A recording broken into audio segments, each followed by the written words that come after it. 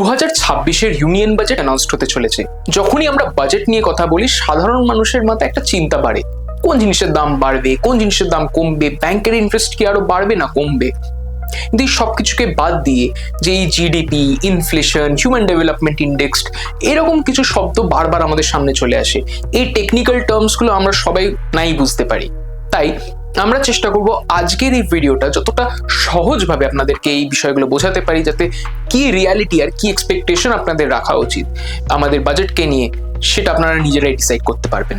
প্রথমে যে জিনিসটাকে নিয়ে আমরা ডিসকাস করব সেটা হচ্ছে 2025-এর ডিরেক্ট ট্যাক্স ল। কি এই ডিরেক্ট ট্যাক্স ল? খায় না মাথায় দেয়? এটা বোঝবার জন্য আমরা একজন এক্সপার্টের ওপিনিয়ন জানবো। আমাদের এই যে ইনকাম ট্যাক্স আইনে যে পরিবর্তনটা আনার কথা কেন্দ্রীয় সরকার চিন্তা করেছেন, সেটা হচ্ছে আইনের মধ্যে যত জটিলতা কম করা যায় সেটার একটা চেষ্টা করছেন, এবং মানুষ যাতে স্বাভাবিকভাবে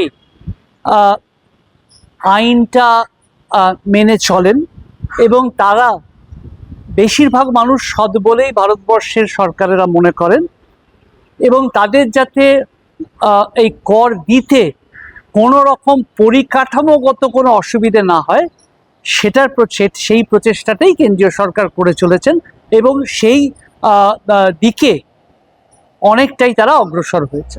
একদমই তাই। এই যে 2025-এর ডিরেক্ট ট্যাক্স ল, যেটা 2026 থেকে 27-এর ফিসক্যাল ইয়ারে এফেক্টে আসবে, যেমনটা ডক্টর সুপর্ণ মৈত্র বললেন, যে এই ডিরেক্ট ট্যাক্স ল চেষ্টা করে যাতে সাধারণ মানুষ ট্যাক্সেশনের সিস্টেমটাকে আরো সহজে বুঝতে পারে। তারা যখন ইনকাম ট্যাক্স ফাইল করবেন, যাতে এই গোটা প্রসেসটা আরো স্মুথ হয়, আরো সহজ হয়, সেই দিকে গভর্নমেন্টের চেষ্টা। তাছাড়া যেহেতু আমরা প্রযুক্তির পথে হাঁটছি, যেহেতু আমরা আরো মডার্ন হচ্ছি, সেই জন্য এই গোটা সিস্টেমটাকে ডিজিটালাইজ আর মডার্নাইজ করার চেষ্টা করা হয়েছে। এ তো গেল ডিরেক্ট ট্যাক্স ল। এবার ভাবুন, আপনার আমার মতো সাধারণ মানুষ যারা সার্ভিস করে বা কোনো বিজনেসের সাথে যুক্ত আছে, যারা স্যালারি পায় বা মাসের শেষে যে টাকাটা সেটাকে ব্যাংকে বা পোস্ট অফিসে রাখে, যেখান থেকে ইন্টারেস্ট জেনারেট হয়। বাজেট আসা মানে একটা মাথায় ভয় কাজ করে যে হয়তো ইন্টারেস্ট রেট এবারে আরো কমে যাবে। কি হতে চলেছে বিশেষজ্ঞের থেকে জেনে নেব। সুদের হার আরোই কমবে। সুদের হার কমবে, তার কারণটা হচ্ছে, এটা আমি বারবার বলছি, আমিও ব্যাংকে টাকা রাখি। আমি যতটা অর্থনীতি ভালো হয়তো কিছুটা যা বুঝি, ফিনান্স অতটা বুঝি না, তাহলে আমি মাত্র MIS-এ পয়সা রাখতে শিখেছি বা সেভিংস অ্যাকাউন্টে পয়সা রাখতে শিখেছি, তারপরে একটু বেরিয়ে গিয়ে আমি হয়তো ফিক্সড ডিপোজিটে পয়সা রাখছি। অল্প বয়সী ছেলেরা এখন ফোমোতে পয়সা রাখে, পয়সা হারিয়েছে হয়তো, বা তারা হয়তো ফিউচার্স অপশনস আর মার্কেটস বা যা কিছু করছে। তো যদি ফিনান্সিয়াল লিটারেসি না থাকে হবে, এখন আমাদের প্রত্যেককেই বুঝতে হবে, আমি আমার টাকাটা ব্যাংকে রাখছি, কেউ মাথা খাটিয়ে টাকাটা কোথাও না কোথাও বিনিয়োগ করছে। সেই টাকাটা বিনিয়োগ করার পরে যদি রোজগার হয়, ব্যাংক তার প্রশাসনিক খরচা বাদ দিয়েই সেই টাকার ওপরে আমাকে একটা টাকা দিচ্ছে। তার মানে মুদ্রাস্ফীতি যদি 6% হয়, তার নিচেও আমার রোজগার হবে, হয়তো 5.5% মতো রোজগার হবে, সিনিয়র সিটিজেন হয়ে গেলে হয়তো বেশি হবে। সুতরাং আমার টাকা যদি রোজগার না হয়, তাহলে কালকে হয়তো এটাও হতে পারে, ব্যাংক হয়তো এগিয়ে এসে বলতে পারেন, আমাকে টাকা রাখার জন্য আপনি এত টাকা দিন। যেরকম এখন আমি বাড়িতে কাগজ বিক্রি করলে কাগজওয়ালা আমাকে টাকা দিয়ে যায়। আমি যদি আমেরিকায় যাই, আমেরিকা হয়তো আমাকে বলবে যে আপনার বাড়ির কাগজটা দেওয়ার জন্য প্লিজ পে মি মানি। এরকম কালকে আমি দেখতে পাচ্ছি। এই সব কিছুর পরে যে নেক্সট বড় ইস্যুটা, সেটা হচ্ছে ইনফ্লেশন। তো কি এই ইনফ্লেশন? খুব সহজভাবে বোঝাতে গেলে, যখনই কোনো জিনিসপত্রের দাম বাড়ে তখনই সেটাকে ইনফ্লেশন বলা হয়। 2020 পর থেকে আমরা একটা ট্রেন্ড দেখেছি। 2020 থেকে যেই 22-এর সময়টা যখন ছিল এই COVID-19-এর সময়, ঠিক সেই সময়তে ইনফ্লেশন খুব বেড়ে যায়। খুব স্বাভাবিক, সবকিছু বন্ধ, কেউ রাস্তাঘাটে কাজ করতে বেরোতে পারছে না, সাপ্লাই চেইনগুলো বন্ধ, তো স্বাভাবিকভাবে এই সিচুয়েশনে ইনফ্লেশনের রেট বেড়েছে। কিন্তু পরবর্তীতে দেখা গেছে যে 2023-এর পর থেকে ইনফ্লেশনের রেট কিন্তু কমেছে। 2025-এ দাঁড়িয়ে যেটা আমরা দেখতে পাই, যেহেতু হারভেস্ট আর কনজাম্পশন আর সাপ্লাই এই সব কিছু যেহেতু সমান তালে হেঁটেছে, তাই জন্য ইনফ্লেশন কিন্তু একটা ডাউনওয়ার্ড অ্যাঙ্গেলের দিকে যাচ্ছে। এইটা তো গেল ইনফ্লেশন। নেক্সট আমরা আসি, যখনই আমরা ইকোনমিক ডেভেলপমেন্ট, যখনই আমরা অর্থনৈতিক ডেভেলপমেন্টের কথা বলি, তখন বারবার একটা শব্দ আমরা ব্যবহার করি, জিডিপি, অর্থাৎ গ্রস ডোমেস্টিক প্রোডাক্ট। কি এই গ্রস ডোমেস্টিক প্রোডাক্ট? বিশেষজ্ঞের থেকে জেনে নিই।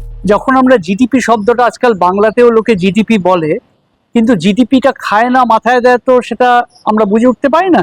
তাহলে আমি খুব স্বাভাবিকভাবেই বলি জিডিপিটা মানে কি। জিডিপি হচ্ছে, এটা হচ্ছে মোট অভ্যন্তরীণ উৎপাদন, ইংরেজিতে গ্রস ডোমেস্টিক প্রোডাক্ট।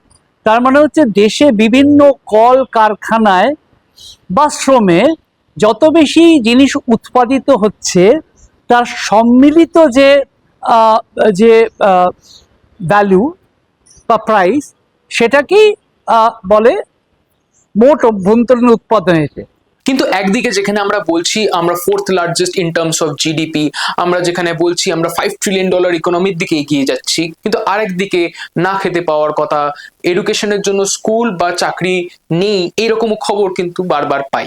এই বিষয়টা নিয়ে ইকোনমিস্ট কি বলছেন তুলে ধরবো।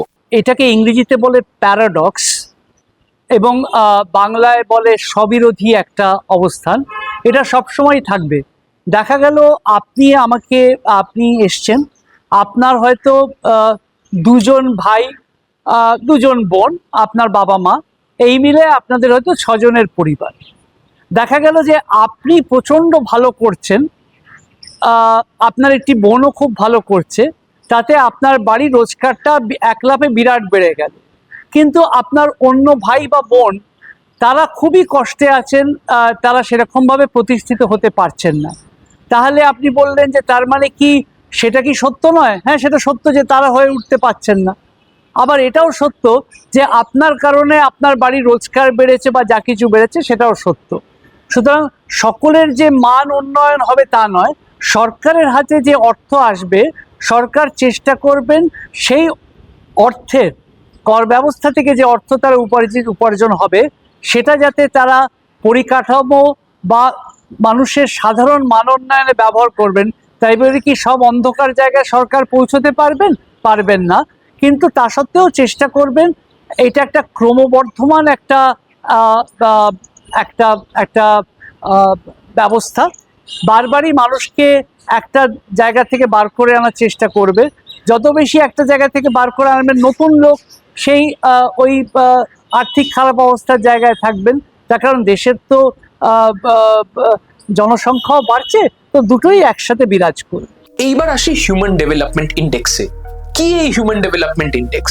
হিউম্যান ডেভেলপমেন্ট ইন্ডেক্স কি বোঝবার জন্য বুঝতে হবে যে 4খানা পয়েন্ট আছে। প্রথম পয়েন্টটা হচ্ছে পার ক্যাপিটা ইনকাম, মানে আপনার মতো সাধারণ মানুষরা কতটা করে টাকা কামাচ্ছে। 2, লাইফ এক্সপেক্টেন্সি, সাধারণ মানুষ কত বছর ধরে বাঁচছে। 3, ছেলে মেয়েদের মধ্যে পার্থক্যটা কতটা কমছে বা বাড়ছে। এছাড়া আরো পয়েন্ট থাকে, কিন্তু এটা বলে রাখা ভালো, ভারতবর্ষ বাকি 193খানা কান্ট্রিজদের মধ্যে 130 র্যাঙ্ক করেছে।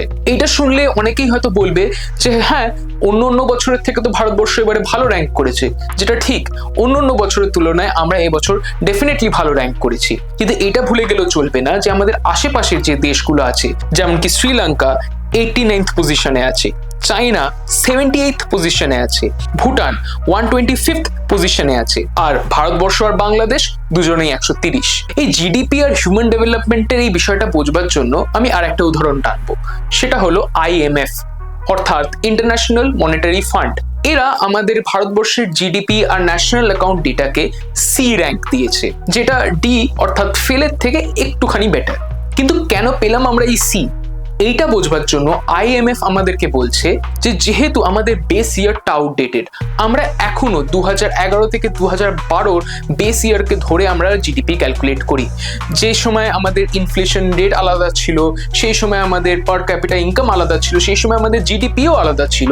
আমরা সেই বছরের এই 2011 থেকে 12কে বেস ইয়ার ধরে আমরা এখনো জিডিপি ক্যালকুলেট করছি। তাছাড়া যে আনঅর্গানাইজড নন এগ্রিকালচারাল সেক্টর আছে, তাদেরকে আমরা ঠিক করে এখনো আমাদের জিডিপিতে বা আমাদের ইকোনমিতে ঠিক করে ইনকর্পোরেট করতে পারিনি। কোভিড বা সারা পৃথিবীতে যে 2-3টে যুদ্ধ চলছে বা অন্য পরিস্থিতি, সেটা সংগঠিত ক্ষেত্র অসংগঠিত ক্ষেত্র দুটোকেই একসাথে কোনো বৈষম্য ছাড়াই একসাথে আক্রমণ করে। সংগঠিত ক্ষেত্রকে উন্নতি করার বা তাদেরকে সাহায্য করার একটা উপায় আছে, এবং সেটাকে মূল্যায়ন করার একটা ব্যবস্থা আছে, কিন্তু অসংগঠিত ক্ষেত্রে তাদের কন্ট্রিবিউশনটা বা বোঝা বা তাদের ঠিক কী দরকার সেখানে সবসময় ঘাটতি থেকে যায়।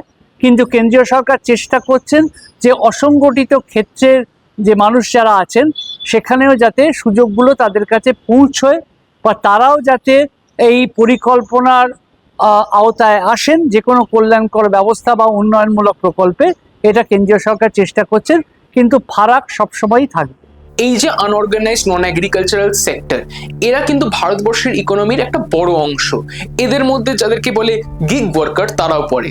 যেমন এই আপনারা বাড়িতে সুইগি, জোম্যাটো, ব্লিঙ্কিট করেন, এরাই হচ্ছে আনঅর্গানাইজড নন এগ্রিকালচারাল সেক্টর। কিন্তু আমরা বারবার ভুলে যাই যে এদেরকে ক্যালকুলেট কি করে করতে হয়, কারণ এদেরকে ক্যালকুলেট করাটা খুব একটা সহজ নয়। এদেরকে ক্যালকুলেট করা হয় প্রক্সিসের মাধ্যমে।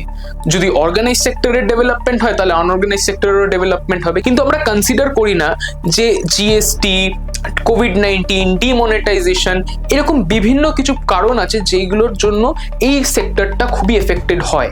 সবার শেষে আমরা চলে এসেছি ডলারে। আমাদেরকে একটা জিনিস বোঝানো হয়েছিল যে it is not rupees weakening but dollar strengthening, কিন্তু গত বছর অক্টোবরে আমরা দেখেছি যে আরবিআই $11.6 বিলিয়ন খরচা করেছে যাতে টাকা যে পড়ে যাচ্ছে সেটাকে রোকা যায়। এই বিষয়টা নিয়ে বিশেষজ্ঞ কি বলছেন জেনে নেব। প্রথম কথা হচ্ছে যে আমাদের দেশের সেন্ট্রাল ব্যাংক, যেটাকে আরবিআই হিসেবে বলি, তারা এটাতে হস্তক্ষেপ করাতে টাকার অস্থিরতাটা অনেকটা কমেছে। কিন্তু আরবিআই সারা পৃথিবীতে যে অস্থির যে পরিবেশটা আছে সেইটা আরবিআইয়ের এখতিয়ারের মধ্যে পড়ে না, সুতরাং তারা সেটা করতে পারেন না। এক। দুই হচ্ছে, যখন প্রেসিডেন্ট ট্রাম্প 50% শুল্ক আরোপ করেন তখন আমাদের রপ্তানি সেরকমভাবে করে এবং স্বাভাবিকভাবেই আমাদের এক্সপোর্টের থেকে যখন হচ্ছিল যে টাকাগুলো রোজগার সেটা হচ্ছে না। আর আমরা কিন্তু তেল বা অন্যান্য জিনিসের জন্য আমরা পেট্রোলিয়াম অয়েল, লুব্রিকেন্টস যেটাকে পিওএল বলা হয়, বা ডিফেন্স ইকুইপমেন্টস আছে বা যা কিছুই হোক, তার জন্য কিন্তু আমরা বিদেশি মার্কেটের ওপরে নির্ভরশীল। বা এখানে যদি ম্যানুফ্যাকচারিং করতে চাই মেশিনসের জন্যে, স্বাভাবিকভাবেই সেগুলো নেওয়ার জন্য আমার ডলারের দরকার। সেই জন্য we were selling rupee to buy dollars. স্বাভাবিকভাবেই রুপিটা উইকেন্ড হচ্ছে, dollar is getting strengthen because we need more dollars to buy that compare to the rupee. Because আমার রুপি রেমিটেন্স হচ্ছে না, তার কারণটা হচ্ছে আমার রপ্তানি কমে গেছে। আমি চেষ্টা করলাম যাতে আমার আপনার মতো সাধারণ মানুষরা যে ইকোনমিতে কি হচ্ছে যাতে সেটা খুবই সহজে বুঝতে পারি, আর কি রিয়ালিটি আর কি এক্সপেকটেশন আমরা রাখতে পারি।